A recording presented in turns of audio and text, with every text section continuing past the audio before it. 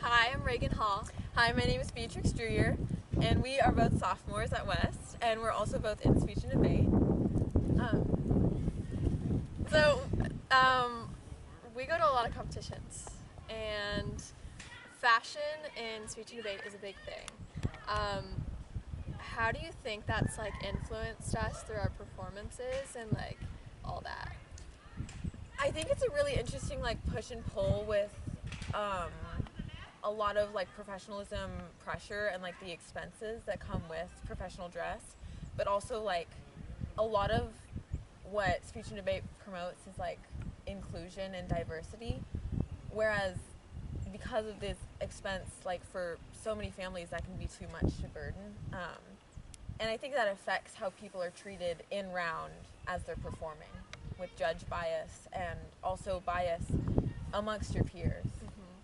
I think over the years, like especially now, we're getting to a point where we can wear what we want and still not be judged based on what we're wearing and how we're performing instead. Like we wear our pink suits every Saturday. That's our thing. And I mean, I will admit, like I have had times where I'm like, will this affect my ranking? Like, will the judges see me as less than because I'm not dressed the stereotypical professional?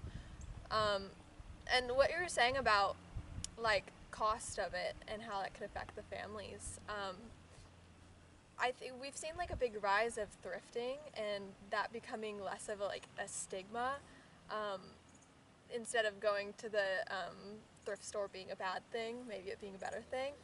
Um, have you found any clothes at thrift for professionals? Okay, my favorite thing for speech and debate clothes is Poshmark, like reselling apps where they're really nice suits, but they're for a lot less money than what they would normally be worth.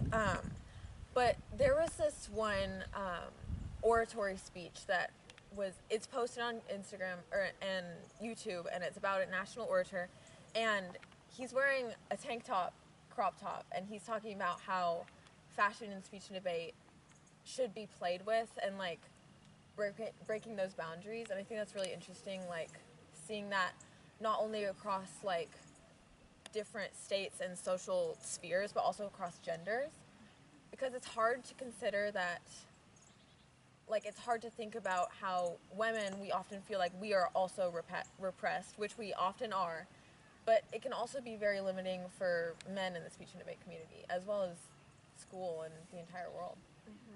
No, I agree. For men's fashion specifically, you don't see a lot of like adventurous moves in the men's fashion. Like we're seeing a rise of these bright and colorful suits. I've seen ones with fur and sheer, um, but like we're not really seeing a whole lot of difference in these men's suits. I feel like oftentimes it's kind of reflective of the kind of creativity and also emotional capacity we allow men. Because in speech and debate, I feel like it is often women that represent these deeply emotional stories, whereas men are more so relegated to debate. And I feel like that's reflected in their fashion and what they're wearing, because I mean, women, we have grown so much as a community within speech and debate, but I feel like because of all of these stigmas around men and boys in competition, they feel socially limited and creatively limited. I mean, talking about that like gap in genders and like different debate versus the acting and forensics, um, like how have you seen that? Me personally, I don't do any debate, and most of my friends that are women in the speech and debate community, they do speech rather than debate. And a lot of my guy friends, they do debate, or they were pushed into debate. And recently, one of my friends, Jacob, you know him, he was pushed into debate. But I mean, I have seen him compete in humorous events, and he is phenomenal. Like, he is so creative, and I feel like that's really rejected.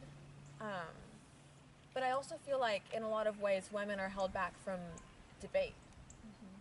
Yeah, I mean, there's a lot of times in debate that like even people on our team I've heard that have been told to like tone it down, and it's their tone of voice that is so often criticized, even if it's a similar level to a male opponent they're going against. I feel like they often overlook the content of these speeches and the content of these important political debates that should be discussed, not only in the speech and debate community, but in the world wide. But they look over that in face of what they're wearing, what they sound like, how their hair is done. Whereas often men are not limited to that. And also that kind of goes off of the expectations we have for men and women.